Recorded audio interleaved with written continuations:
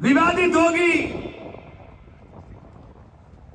या सरकारी कब्जे में होगी, वो बाय यूजर नहीं मानी जाएगी। हमारी बहुत सारी प्रॉपर्टी तो सरकार के कब्जे में। 1976 के अंदर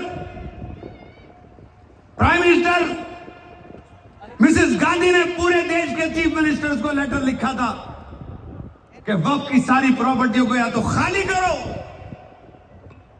या उनका किराया मार्केट के हिसाब से तय करो। लेकिन अल्लाह की प्रॉपर्टी पर तो सबका कब्जा है। अल्लाह की प्रॉपर्टी को खाने में देर नहीं लगती है। उस अमल को किसी ने किया नहीं। इन तमाम चीजों को देखते हुए 2013 में नया एक्ट बनाया गया। ये बातें मैं आपको इसलिए बता रहा हूं, जब 2013 का एक्ट बनाया गया के रहमान साहब ने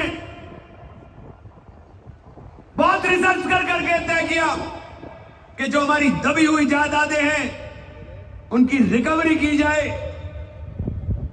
उसके अंदर धारा 40 को जोड़ा गया, लिमिटेशन एक्ट को, जो सबके ट्रस्ट के ऊपर लागू होता है, वो हमारे यहां पास से हटा दिया गया। यानी जो काबिज लोग हैं उन काबिज लोगों के लिए रास्ता खोल दिया आपने कि जाओ तुम एडवर्स पोजीशन में जाओ और इस जायदाद के मालिक बन जाओ।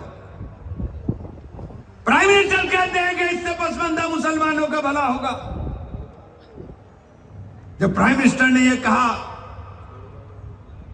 कि मैं चाहता हूं कि मुसलमान के एक हाथ में कुरान हो और एक हाथ में कंप्यूटर हो, तब मुझे भी लगा था शायद इनके दिल में कहीं ना कहीं कुछ, क्योंकि 25 करोड़ लोगों को जो साइड लाइन करना चाहते हो तुम कर नहीं पाओगे। देश का विकास तभी मुमकिन है जब देश के अंदर सब लोग मिलकर के हिस्सेदारी करें उस विकास के अंदर। आपने जब ये कहा, लेकिन जो कहा आपने किया उसके उलट मुस्लिम बच्चों की आपने स्कॉलरशिप रोक दी, माइनॉरिटी का बजट घटा दिया, और एक यूनिवर्सिटी जो पूरी दुनिया के अंदर नाम रोशन करती है उसके पीछे मुस्लिम लिखे होने की वजह से उसे बर्बादी के कगार पर लाकर खड़ा कर दिया पिछले 10 साल में, जिसका नाम अलीगढ़ मुस्लिम यूनिवर्सिटी है।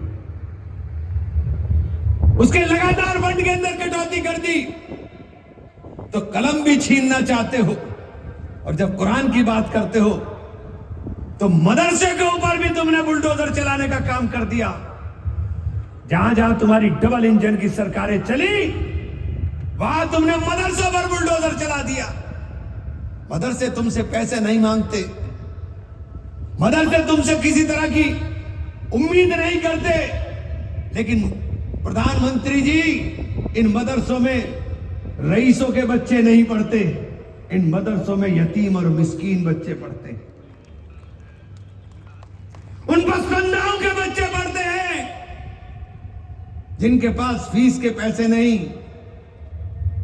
आप कलम भी छीन रहे हो, कुरान भी, नाउज़ बिल्लाह, वो हैसियत तुम्हारी नहीं कि कुरान छीनने की कोई जरूरत कर सके। लेकिन आपसे एक बात कहना चाहता हूं दोस्तों, आज मुल्क के अंदर जो हालात हैं और जो माहौल बना हुआ है, मैं मुबारकबाद देना चाहता हूं अपने नेता राहुल गांधी को कि राहुल गांधी ने ऐसी व्यूह रचना की, ऐसा चक्रव्यूह बनाया। पार्लियामेंट में 24 मेंबर मुसलमान हैं, सिर्फ 24, और जब वोट डालने का नंबर आया तो 232 वोट पड़े 24 के मुकाबले। आपके साथ 232 लोगों का वोट पड़ा, और यह सरकार जो मुसलमानों का हितैषी होने की बात करती है, एक एमपी भी नहीं है जो लोकसभा के अंदर खड़े होकर के इनकी हिमायत बहैसियत मुसलमान करने का काम कर सके। ये हमारा भला करेंगे। और मैंने तो कहा था, मैं साहब